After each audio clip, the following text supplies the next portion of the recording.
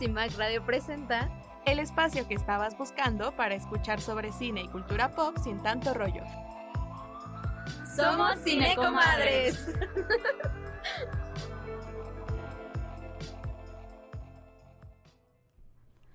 Hola, ¿qué tal? Bienvenidos a este nuevo programa de Cinecomadres, donde hablamos de cine y series sin tanto rollo. El día de hoy estamos en cabina Sujei Moreno. ¿Qué ondis? Jessica Loher. Hey, buenos días. Y Paloma López, o sea, yo. Hoy vamos a hablar de un tema muy interesante que creo que ya nos habíamos tardado en tratar, ¿no? Que es como muy representativo de los géneros más importantes, yo creo, en el cine. Y que a la vez pareciera que es como una división completa, ¿no? Entre ficción y documental. Y lo que son las historias creadas, ficticias, imaginarias. Y las historias, pues, más... reales. O sea, sí, reales, pero yo siento que no está tan definida la línea.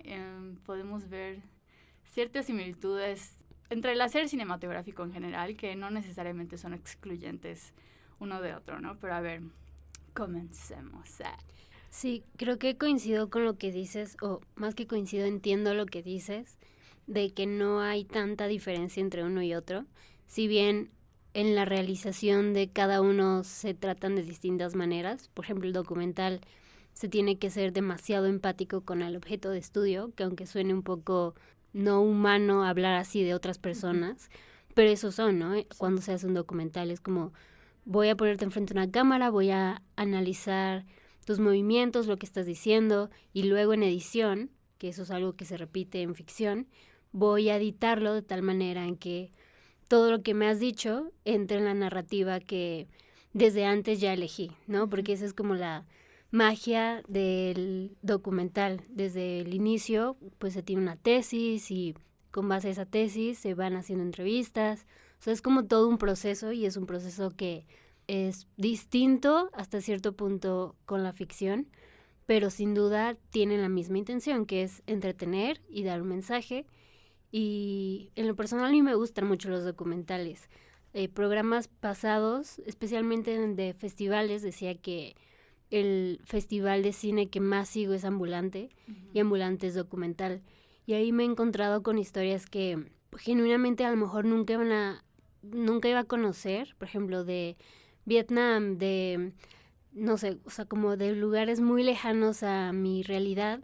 Y creo que eso es lo fantástico del documental, que nos permite acercarnos a la vida de personas con las que tal vez nunca coincidiríamos, ¿no? Y bueno, dicho esto,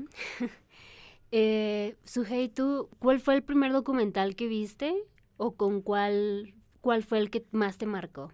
El que más me marcó fue uno que se llama Baño de Vida. Es muy bueno, trata sobre... Ubican estos baños que antes se ocupaban, o sea, que hace mucho tiempo estaban como de moda, que eran baños de vapor. Como comunitarios. Ajá, o sea, hace mucho tiempo, tipo Grecia, Roma. No, hace, bueno, chance no tanto tiempo. Pues más o menos, ¿no? Como que ese es el concepto. Es el concepto, pero justo creo que hubo una década, no sé, 60s, que estuvo muy, muy de moda y había en todas partes aquí en México. Okay. Y que incluso, por ejemplo, yo me acuerdo que mi abuela me contaba que iba y demás, ¿no? Entonces son estos baños de vapor comunitarios y el documental pasa en eso, ¿no? Como la perspectiva de alguien que era dueño de uno de estos baños y una clienta que pues desde o sea, que siempre ha ido, ¿no? No sé si a ese, pero siempre ha ido. Entonces es como esta parte nostálgica de cómo ver esta decadencia y cómo ver que esto ya no ha funcionado. Y me gusta mucho porque yo lo relaciono justo mucho con mi abuela. Entonces, ese es el primer documental que no me acuerdo quién me recomendó, alguien me lo recomendó, y por eso lo vi. Y me gusta mucho porque marca esta parte sensible e íntima. Y es mexicano, ¿no? Es mexicano. Ahorita al menos yo no tengo el nombre de la o el director, pero lo fotografió, estoy casi segura que Claudia Becerril, que también fotografió El norte sobre el vacío. Entonces, no sé si fue su ópera prima o demás, pero aunque yo no lo he visto, sí he visto como fotografías del documental y es muy bonito. O sea, justo le comentaba a Paloma que pues a lo mejor tal vez no es como una historia de Grecia ni de eso, pero es ese concepto de un salón azul ¿no? Como con barritas y la gente con sus toallas en los cuerpos, como tomándose un respiro y disfrutando del vapor. Y creo que, aunque no lo he visto, pues estas historias del dueño y de la clienta, puede haber más, ¿no? Como si alguna vez la clienta conoció a alguien en ese vapor, pues sí, es como lo increíble de los documentales. Y la directora es Dalia Reyes, me parece. A lo mejor tiene que ver con la diferencia de ciudades, o sea, porque pues en Mérida hay mucho calor, o sea, lo menos que quieres es entrar a un sauna. ¿Sabes? La vida es un sauna ahí. Okay. Pero suena chido. Los primeros que yo recuerdo 2 momentos específicos que me hicieron como interesarme en el documental. Y tal vez no son los primeros que vi, porque siento que todos estamos muy acostumbrados a ver como documentales de divulgación, más que nada, informativos, de divulgación científica, como History Channel, ya sabes. Pero los momentos que identifico como que dije, esto me gusta, o hay otras posibilidades, otras formas de contar. Uno ya lo había mencionado en otro programa, que fue la de Llévate mis amores, que también es una película mexicana. La de las madres o de las señoras que avientan comida a la bestia, ¿no? Sí. Y me acuerdo que fue muy random porque fui a el primer festival de cine de Yucatán y fuimos y dijimos, pues vamos a ver cualquiera, ¿no? Y entramos, era gratis y estaba el director ahí y me acuerdo que tanto a mi mamá como a mí nos gustó mucho y nos interesó, ¿no? Y otro momento que dije, wow, qué chido, y que es como este otro, no sé si subgénero de los documentales que suele ser muy, muy famoso, muy consumido, que es como el de los documentales biográficos de celebridades, cosas así, que fui a ver el documental de Marlon Brando, que me pareció muy interesante porque a lo mejor no es el típico documental que entrevistas y material de archivo y cosas así, sino que hacían como, pues estoy hablando, no sé, de hace 10, 15 años y en ese momento pues la AI no era tan como ahorita y hacían como este modelo 3D de su rostro hablando y no sé qué, ya sabes, entonces yo dije wow, y lo recomiendo mucho hasta el día de hoy, pero sí, siento que esos fueron los 2 documentales que a mí me hicieron como virar a ver este género y darme cuenta que hay más allá de lo que conocía, ¿no? En lo personal, justo como decía Paloma, creo que los primeros documentales que yo vi fue History Channel o algunos que pasaban en el 11, ¿no? Como culturales y que en lo personal me aburrían un montón.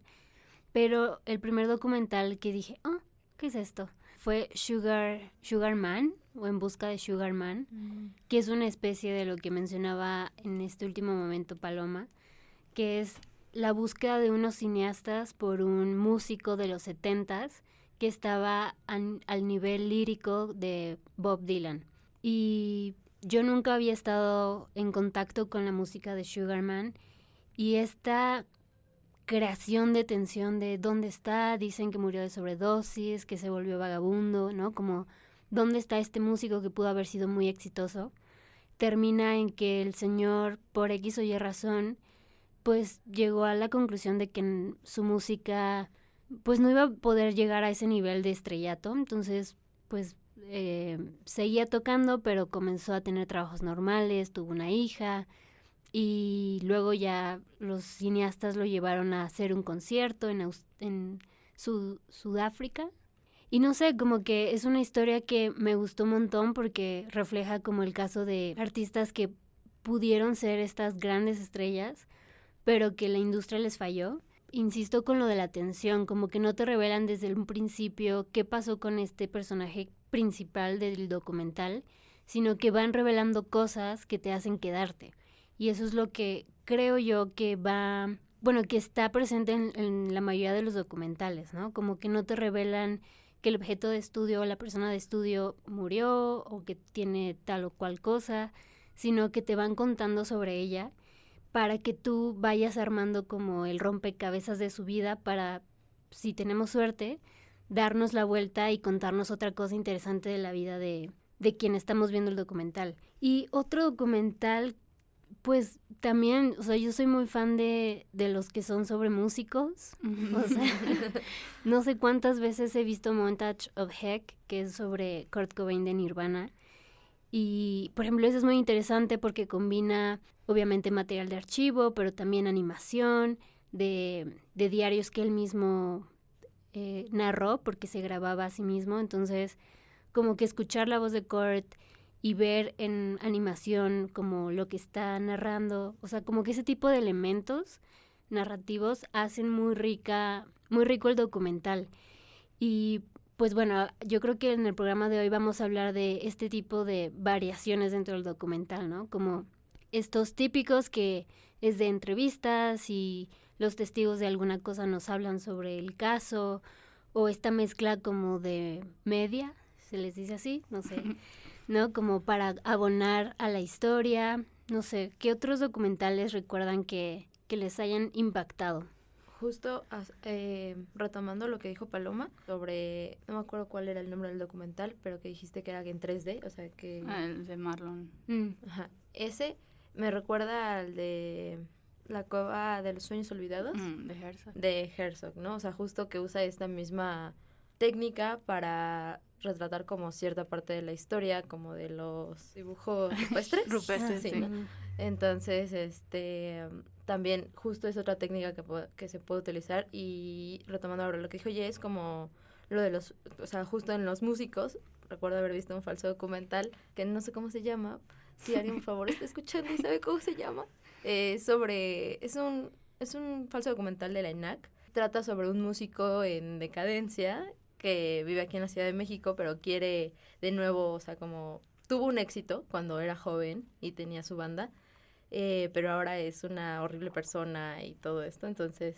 O sea, horrible porque él es malo o porque le fue mal. No, porque, o sea, te insulta y es como que está ebrio, amargado. Ajá, amargado y pues es grosero y así, ¿no? Pero pues también es porque no pudo alcanzar sus sueños, pero sigue traumado con una canción que se llama... O sea, todavía me acuerdo de la canción, pero no me acuerdo del nombre. A ver, ¿cómo se llama la canción? Va como, Xochitl, my love, Xochitl, mon amour, algo así dice, algo así es. Pero la dice clave es Xochitl. Ajá. Entonces, si alguien lo sabe, me avisa. Pero está muy bueno. Y justo siento que se retrata esto de la industria y la música, ¿no? Pero de una manera cómica. Justo todo lo que están mencionando creo que habla de lo que quería decir al principio. Que es como que... O sea, obviamente sí hay una división entre tratar la ficción y tratar la realidad. Pero no necesariamente quiere decir que cuando vamos a hacer un documental vamos a sentar una cámara y vamos a tratar de ser lo más objetivos, ¿no? De que no se vea tu intención, que captar la realidad como es. Y eso es una mentira, es imposible no tener una perspectiva al momento de montar una cámara y de preferir esta toma sobre esta. O sea, siempre hay elementos que hacen a un documental ser así, o sea, tener la visión de su director o de su creador y su intención, ¿no? Y, por ejemplo, estos elementos que mencionaban como usar animación o recreaciones, ¿no? Que a veces se usan como actores para recrear las escenas. Son como todos estos elementos que se van juntando como para tratar de contar la historia, de entretener y de darle importancia a lo que estás contando, ¿no? Y que no solo sea como alguien sentado frente a una cámara diciendo, ay, esto pasó a fulanito, ¿no? Y, por ejemplo, yo siento que, hablando específicamente de estos documentales que son como biográficos, que creo que es el tipo de documental más popular, o sea, siento que cada año hay muchísimas películas de este tipo y hay unas muy buenas, por ejemplo, Amy, Moon Age Daydream, que hasta el día que me muero voy a decir que es uno de los mejores documentales que he visto en mi vida y que tienen que ver porque... De David Bowie, ¿no? Sí, porque capta muy bien todo, o sea, la esencia de lo que era él como ser humano, como artista, o sea, y no es lo mismo otra vez sentarte y contar algo sobre esta persona, a contarlo a través de su perspectiva y el tipo de su estilo, ya sabes, como realmente sientes que entiendes quién fue y que fue un adelantado a su tiempo, pero también siento que hay muchas historias, por ejemplo, ahorita estuvo nominada al Oscar una película que se llama Memoria Infinita, es una película chilena. Ya, creo que sí lo vi. Está en Netflix. Sí. Y pues realmente, yo voy a ver Amy porque conozco a Amy Winehouse y digo, güey, quiero saber más sobre su historia, ¿sabes? Pero veo este tipo de documentales y tal vez no sé quién es ese señor y digo, ¿qué me va a interesar sobre su historia? Y justo es el cómo lo cuentas, la forma y la perspectiva que le das, lo que le da la importancia a la historia que estás contando y por qué la estás contando. Y específicamente en este documental, creo que es como una carta de amor, ya sabes, de su esposa hacia él. Y no solo es una película sobre este hombre que era periodista, que como que sí tenía presencia, ¿no? En pública, y pues tiene Alzheimer, ¿no? Y de este proceso de cómo él, pues, medio recuerda, cómo todas las mañanas ella tiene que recordarle quién es ella, quién es él y cosas así. Pero no solo ves su proceso, sino el proceso también de la persona que acompaña a esta enfermedad, ¿no? Y que tiene que estar ahí y tiene que aguantar a veces.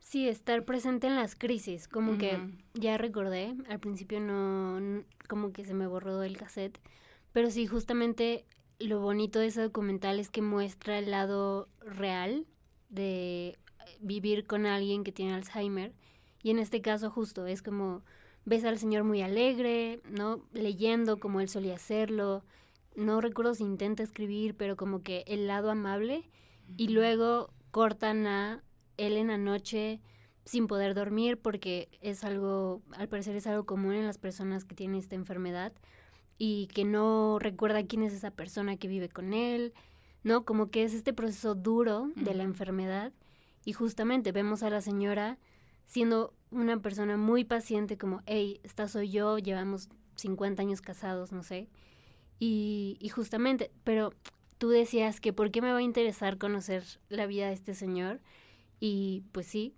es cierto, pero creo que también tiene que ver en, lo mencionaste, cómo lo venden o cómo te narran la historia de esta persona.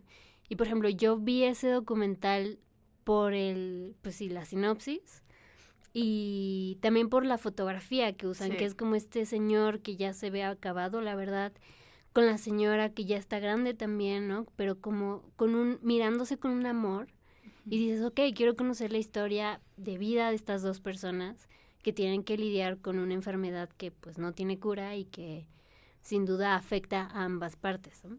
Sí, y siento que tiene mucho que ver, o sea, cómo lo ilustran, ¿no? Creo que es algo como que incluso de esa situación se pueden sacar diferentes cosas, ¿no? Y, o sea, un documental te permite como incluso a veces reflexionar o analizar una situación, pero también hay otros momentos en donde se refleja una misma historia de diferente manera, porque justo quien la quiere documentar o quien la está estudiando tiene un punto de vista. Hay un documental que creo que se llama Un día menos y justo refleja esta parte como bonita de envejecer, como, bueno, no sé si bonita, porque también está un poco difícil, de envejecer junto con, pues, tu pareja, ¿no? Entonces se ve esta vida como de viejitos y todo, y que tú los ves en la calle y los ves agarrados de la mano, así y dices, ¿no? Y es otra perspectiva al final, ¿no? O sea, no ves ahí que puede haber una enfermedad de Alzheimer, pero también está esa otra perspectiva que también se puede reflejar, ¿no? E ilustrar de diferente manera. Creo que otro ejemplo bajo esa línea es El agente Topo.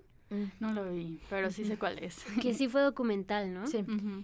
Y también nos van a perdonar, no tengo tan presente la premisa del documental, pero es este señor que entra a un asilo y pues nada, empieza a entrevistar o a acercarse con los habitantes de dicho asilo, y al menos el que presentan en este documental de Chile, si no si es chileno o argentino, pues es muy amable, ¿no? Porque también existe la otra parte donde la gente adulta mayor sufre abusos y demás, pero aquí es muy lindo y eso es algo que también hemos visto en muchas películas de ficción, ¿no? Como que cuando un adulto mayor llega a un asilo, pues es como si volviera a la escuela de cierta manera, ¿no? Como que regresa a la comunidad de su edad, de sus problemas.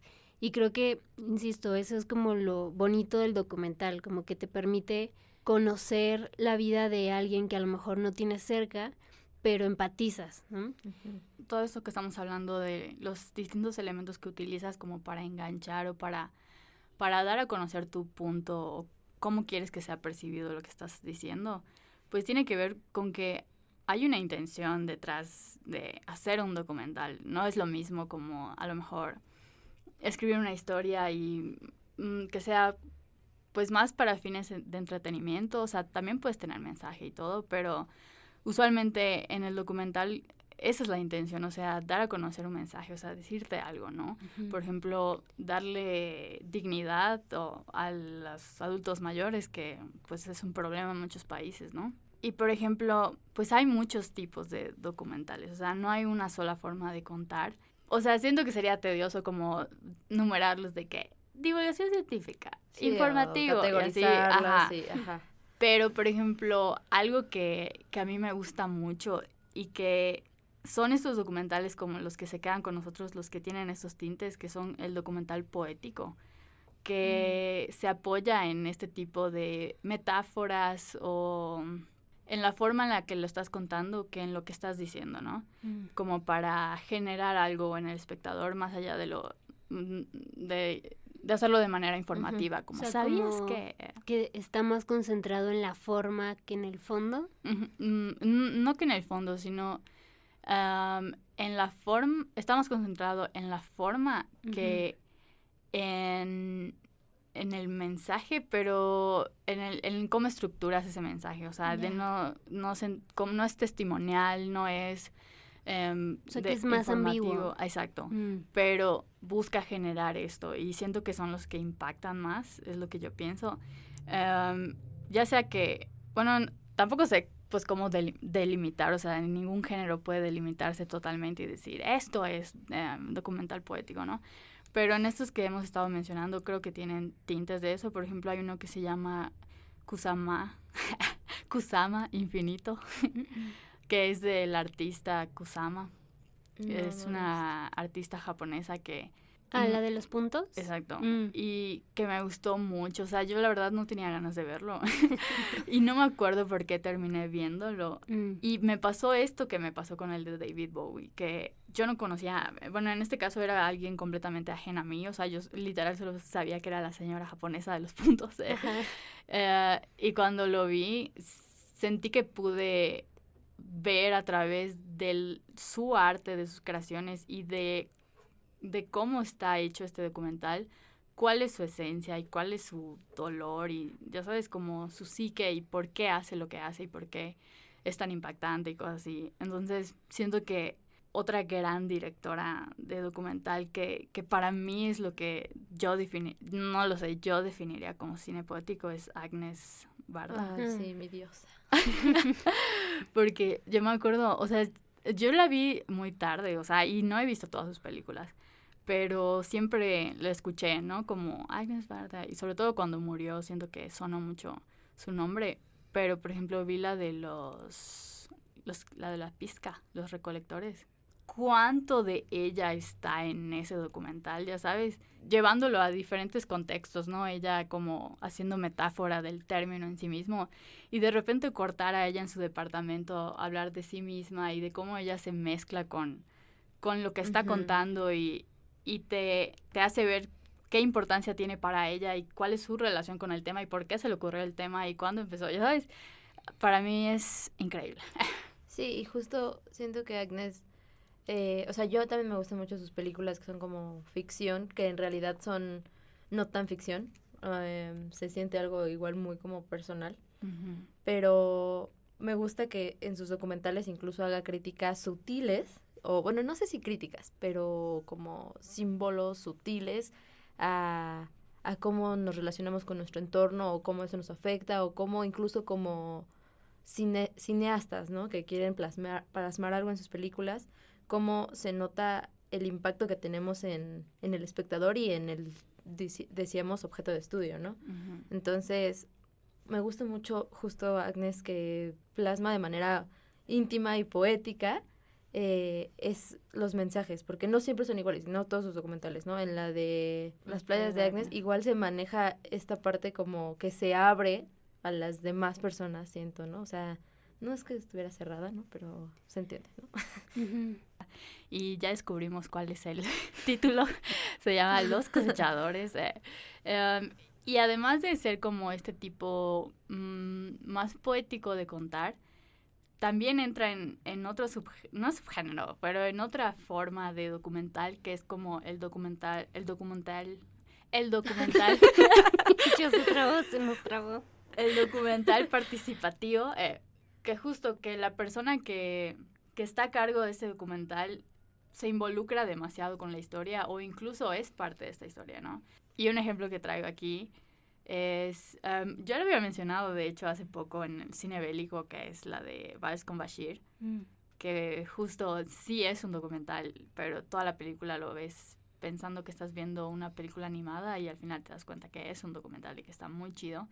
Y por ejemplo, otra película que, no sé, yo siento que vale muchísimo la pena y que cualquier persona en este mundo debería verla en algún punto de su vida, es la de El acto de matar. Es en Indonesia. Este director se acerca a ex militares que eran los encargados de matar a comunistas, pero que fue como este momento de guerra civil en Indonesia en el que, pues ya sabes, o sea, cualquier persona que, ¡ay, comunista! Y los mataban, o sea, mucha masacre y muchas cosas, pues, feas, ¿no? Y pues ellos estaban como muy orgullosos de todo lo que habían hecho, de que somos los salvadores del pueblo, terminamos con todos, los exterminamos a los comunistas y no sé qué.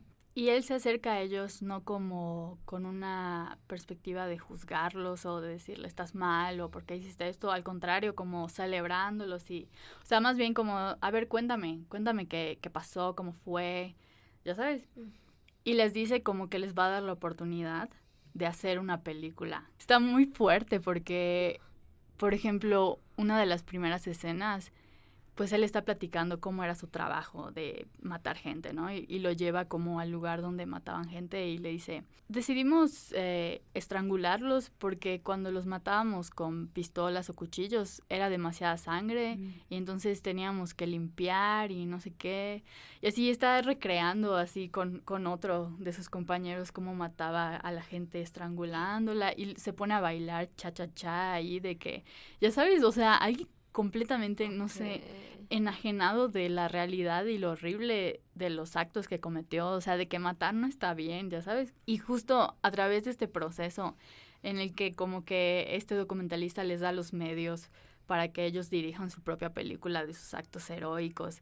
Y luego al final de que hacen como esta película, el director del documental sienta a este personaje a ver su película. Y como que, no sé, de repente como que le quitaron una venda de los ojos, ya sabes, tiene este momento de que, o sea, esto no me siento bien, o sea, no me siento orgulloso, no quiero que mi nieto vea esto, ya sabes. Me llegó a la mente un par de ejemplos mexicanos que pues están relacionados al narco, y uno de ellos que es bastante problemático por muchas razones, pero en específico, siguiendo lo que mencionaba Paloma, es Los Plebes, que se estrenó en FICUNAM, yo creo que hace 2 años más o menos, y sigue de cerca a este sicario y vemos el lado humano, entre muchas comillas, ¿no? Como este chico que cuenta cómo es que llegó a ese mundo, lo vemos llorar porque se le murió un perrito, ¿no? Como este lado que dices, es que los sicarios también son humanos. Uh-huh.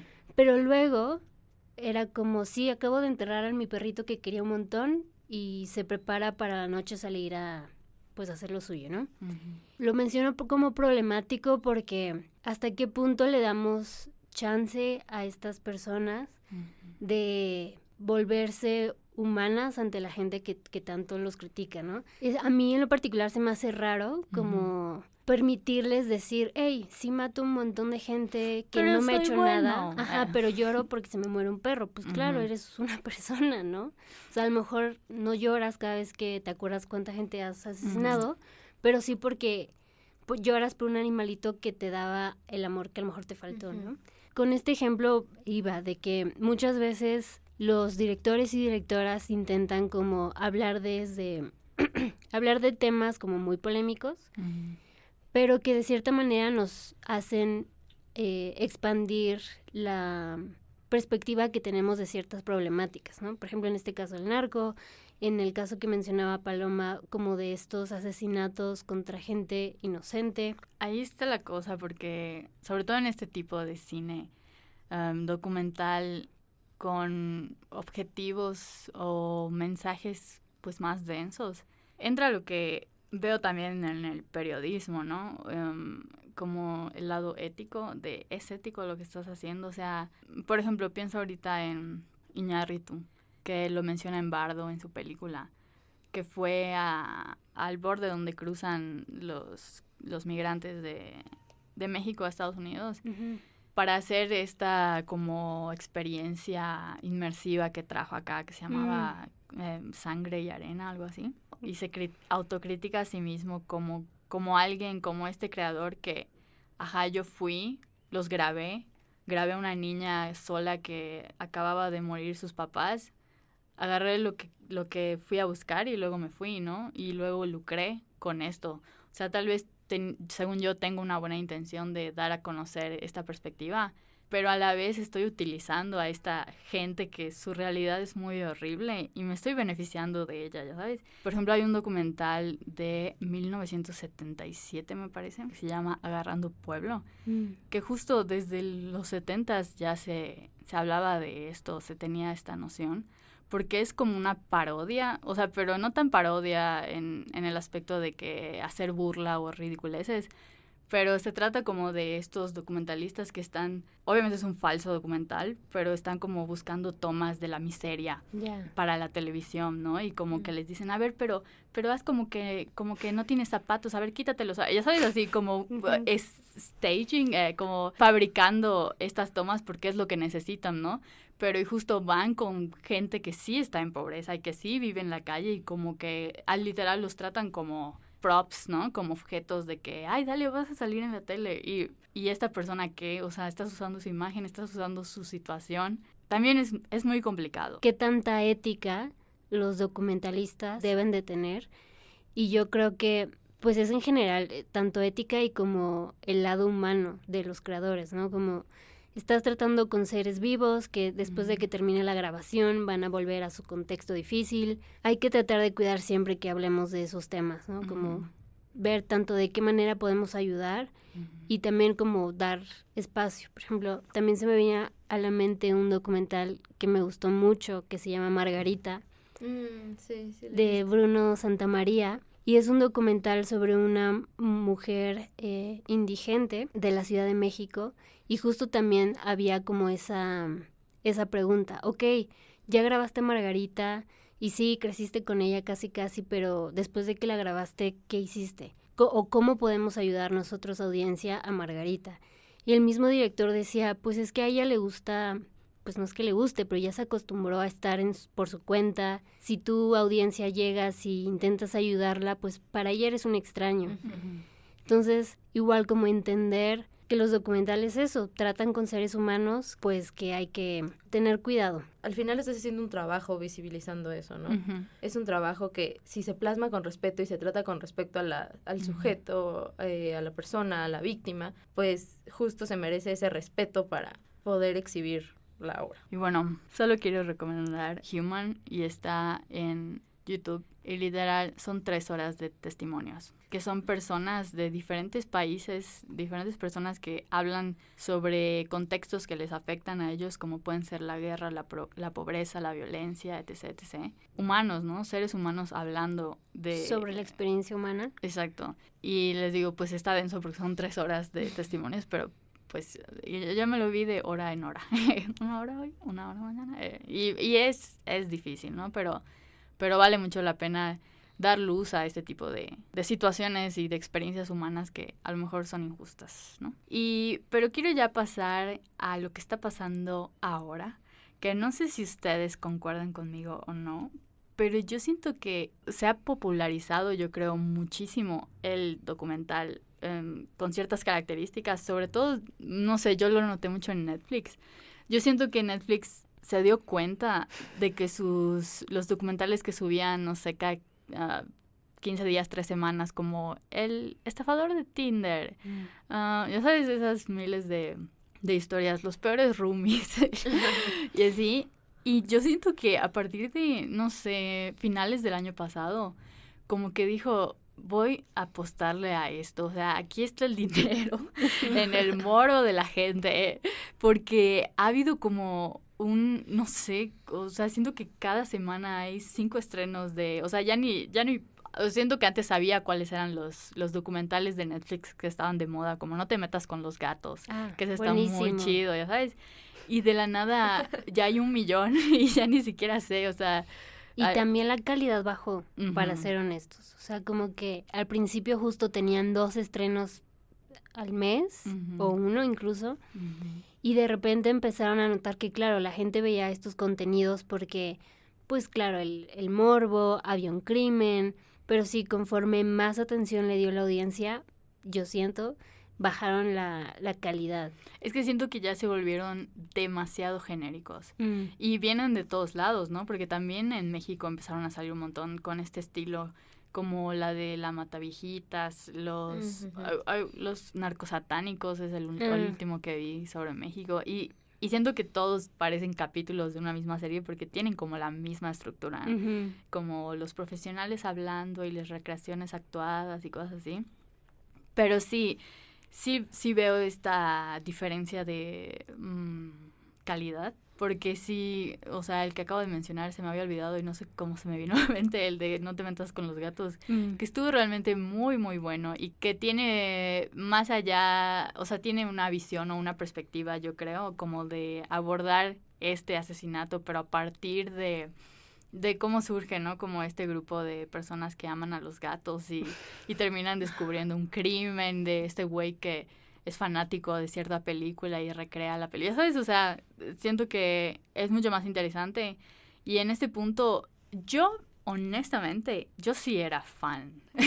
Pero no solo de los documentales de Netflix, o sea, yo soy una chica YouTube, como he mencionado en otras ocasiones.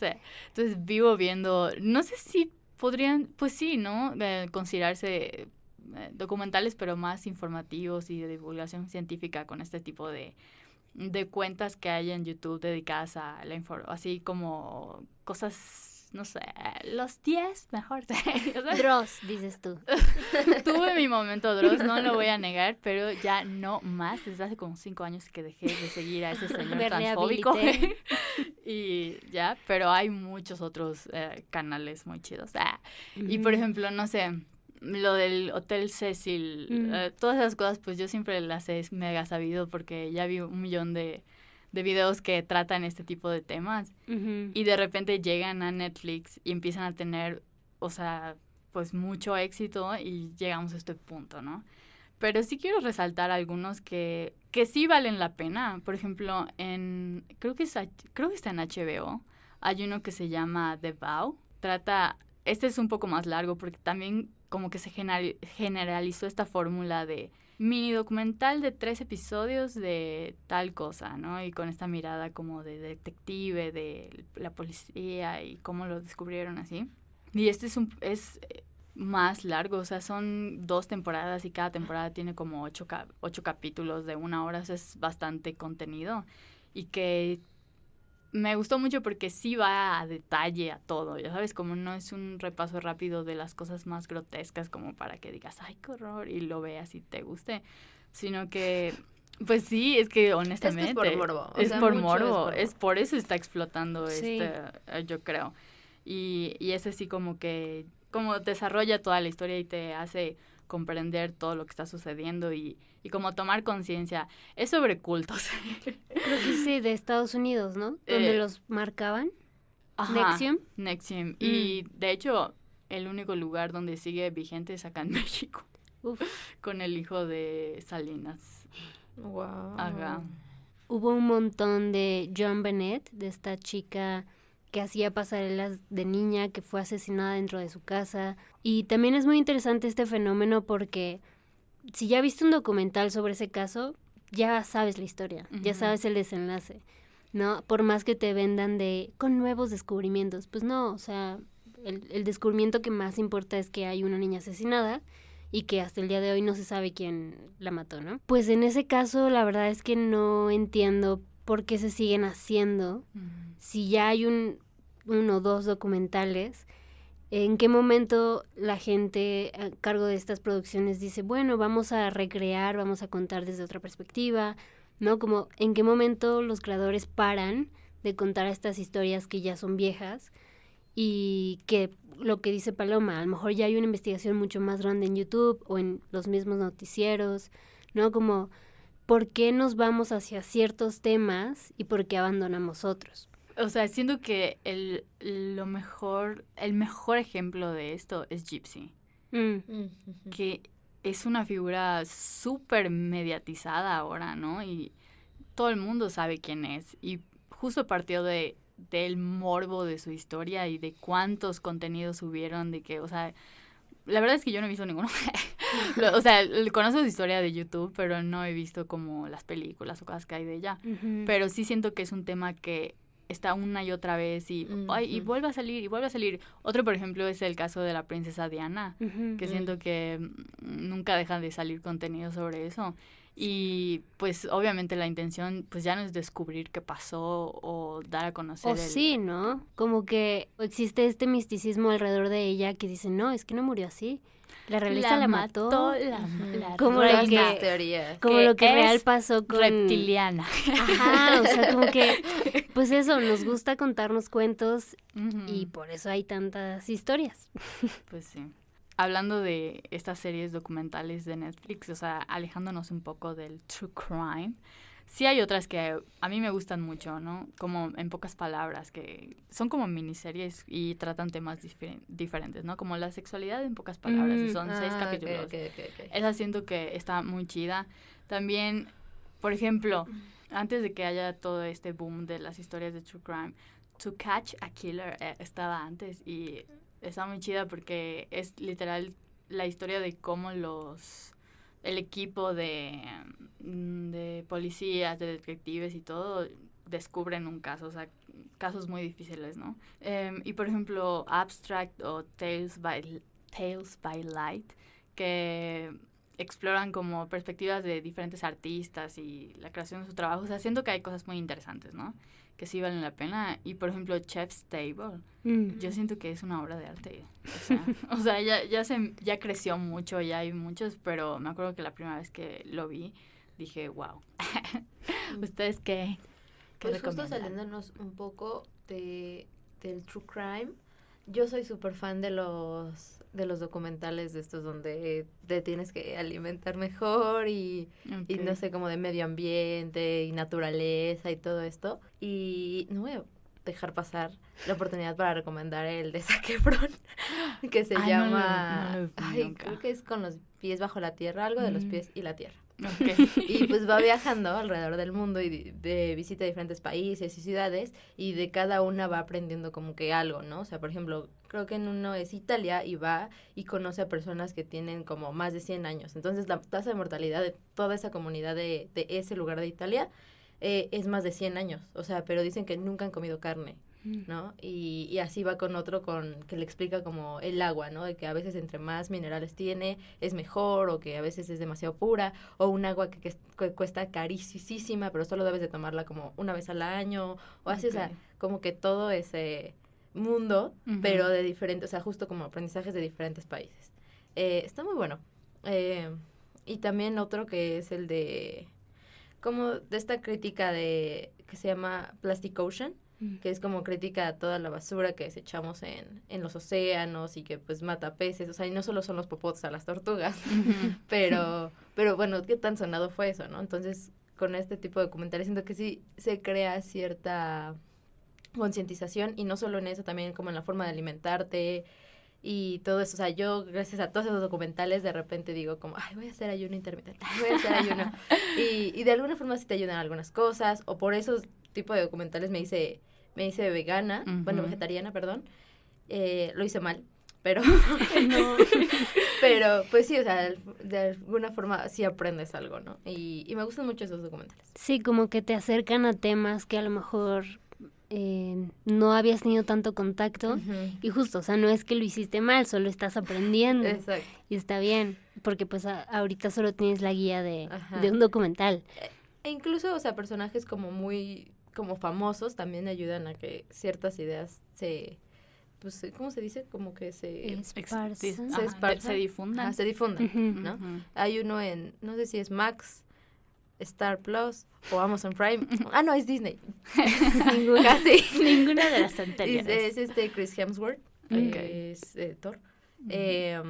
Como que va pasando por ciertas pruebas de físicas, o sea, y tú lo ves y dices, es muy sano. Claro. Y no lo es, ¿no? Entonces, pero él tenía miedo como de envejecer o de tener Alzheimer y todo esto. Entonces se va haciendo ciertas pruebas, va cambiando su alimentación, su manera de hacer ejercicio, y está muy buena porque en cada una no solo es eso, sino te da aprendizajes. Por ejemplo, en el de Alzheimer te dice cómo fortalecer tu memoria, o hay otro en el que es como cómo la sociedad influye en nosotros para ser, o sea, no solo mejores personas, sino para crecer y desarrollarnos mejor, ¿no?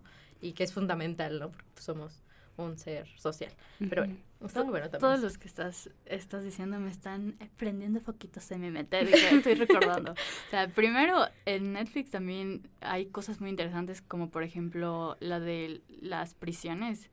Este güey que estuvo en prisión y como que entras una semana o 2 semanas a diferentes prisiones de todo el mundo para mostrar cuáles son las condiciones o la calidad de vida de los presos y cosas así. Está muy chido. Y hay otro que no he visto, pero que solo de verlo digo, wow, o sea, no sé si lo quiero ver, que se llama Soy Acosador, y que es como creo que yo vi voz, unos episodios a estas personas. Y justo también en este de las cárceles pasa eso que pues el que entra y convive con ellos, habla con ellos y ves las diferentes perspectivas de los que están arrepentidos y de los que pues no, ¿ya sabes? Entonces eso también está muy interesante.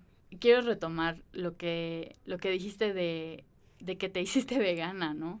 Porque es muy real, o sea, el poder de la información, o sea, y quiero mencionar este contraste que hay, o sea, que sirve muy bien para retomar lo que hemos estado hablando todo el programa, como las diferentes maneras de contar, porque siento que este tipo de documentales sobre la comida son muy, muy famosos. Y hay uno, no sé si lo conocen, que se llama Food Inc., que muestra, pues es muy, muy informativo casi, pero muestra la realidad de cómo es la industria de la comida en Estados Unidos y cómo funciona, y pues que es algo muy inequitativo para la gente que, por ejemplo, los que tienen ranchos, los que cosechan, o sea, está muy horrible la situación allá, la neta, y entiendes por qué la comida o verduras, todo lo ha que llaman bajado. orgánico, ¿no? También, Ajá. o sea, como el privilegio de esto es orgánico, te aseguro que no va a tener los mismos contaminantes que algo del súper. Y todo esto de la semilla de los transgénicos que hacen que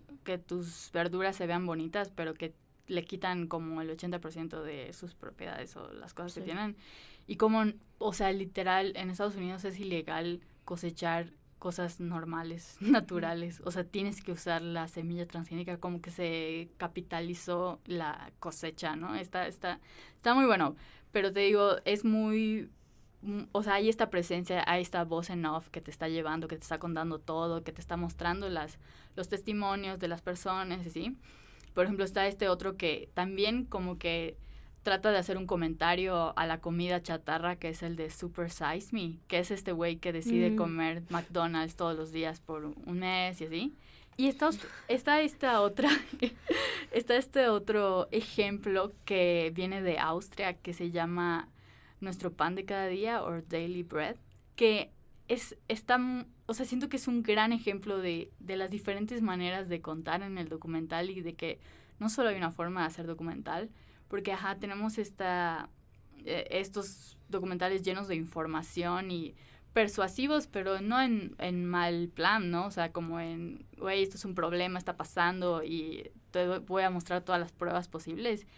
Y en este otro lado es totalmente contemplativo, o sea, no hay ni una voz en off, no hay palabras, no hay ningún testimonio, solamente ves por 40 minutos, creo, un día en la industria de la comida en Austria, ya sabes, y pues no necesitas decir nada, ya sabes, las imágenes te lo están diciendo todo, entonces está muy chido. Y ya por último, solo quiero mencionar que el nuevo National Geographic, Netflix lo está haciendo muy bien en darle pelea. No sé si han visto Nuestro Planeta. la calidad, yo digo, ¿cómo grabaron eso? O sea, muy, muy bueno, se lo recomiendo. Yo lo pongo para dormir.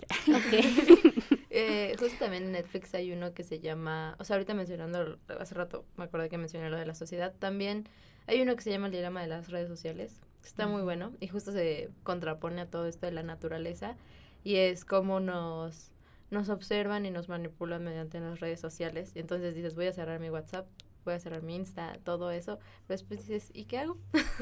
Pero está muy bueno. O sea, sí, me espían y ¿qué? ¿Y qué hago con mi vida? Hay 3 millones de personas en este país. Ay, no es cierto, no sé cuántos, 20. Pero es que de verdad te sientes como o sea, es como, wow, o sea, soy su esclavo.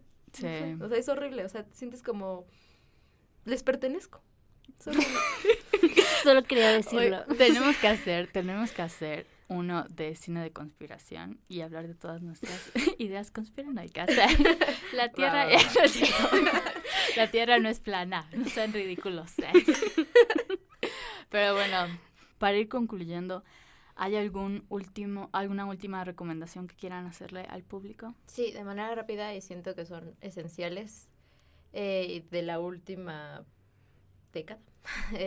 Son el de Familia de Medianoche, que es un tema que pareciera como burdo y que incluso hay como 2 puntos de vista sobre esto, pero en realidad, o sea, el documental plasma la vida de una familia que se dedica a las ambulancias, o bueno, a trabajar en una ambulancia y por ejemplo, se ve mucho como que algunos les reclaman y les dicen como, no te voy a dar mi dinero, pero pues ellos, pues es su trabajo y bueno, no sé, está muy bueno.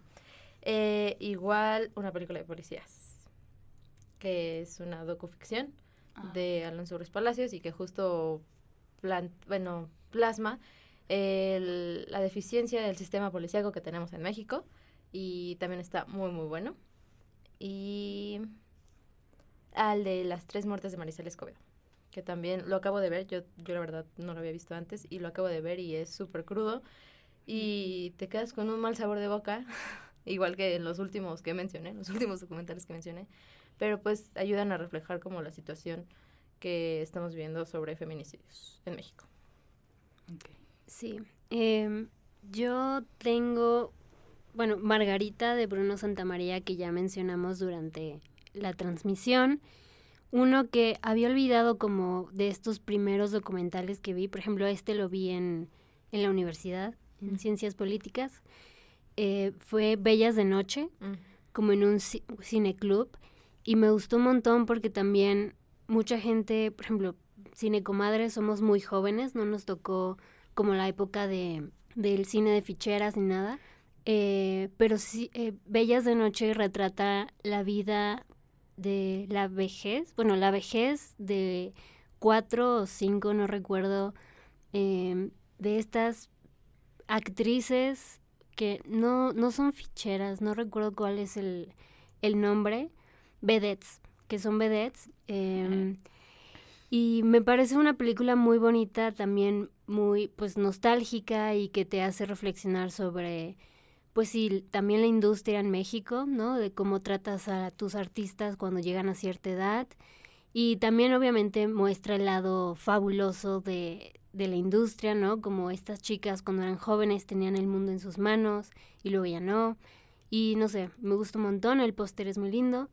Otra, que es algo que mencionaba entre cortes de que mis recomendaciones estaban muy relacionadas al narco, pero esta es muy buena y muy linda y una perspectiva muy distinta, es Dibujos contra las balas, de Alicia Calderón Torres, y básicamente cuenta la historia de un grupo de niños, no recuerdo, en Ciudad Juárez, que pues en este contexto como de violencia y de que las familias tienen que irse a otros estados para sobrevivir, retratan a través de sus dibujos como sus realidades, ¿no? Y también sigue la historia de una chica que quiere ser policía como para defender a la madre que nadie más defendió en su momento.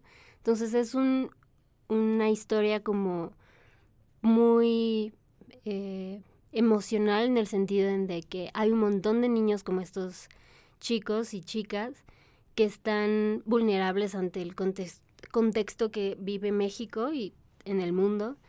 Y no sé, es una película muy linda. También otra que es Comala, de Gian Cassini, un chico de Monterrey. Es la historia de un chico que comienza a buscar a su padre, tal cual el libro, pero se encuentra con que, pues con una historia de violencia y de, pues sí, de muerte que él no conocía, ¿no? Porque él se alejó un poco de su padre durante su vida, y entonces ir recogiendo las piezas de la vida de su padre y de cómo influenció en él, hacen de este relato algo que, pues que cautiva. La verdad es que te mantiene entretenido toda la película, y sí, creo que esas serían mis recomendaciones. Ok, bueno, ya para terminar, yo solo quiero recomendar Grizzly Man de Werner Herzog, que siento que es un gran ejercicio de bueno. cómo no abordar un tema desde la... no abordarlo desde el morbo. Okay. No me dejan terminar, dices. Mi maestro el pulpo, que fue la película que me hizo no querer volver a comer pulpo nunca más. Sí, no comí por un año, pero recaí, lo siento.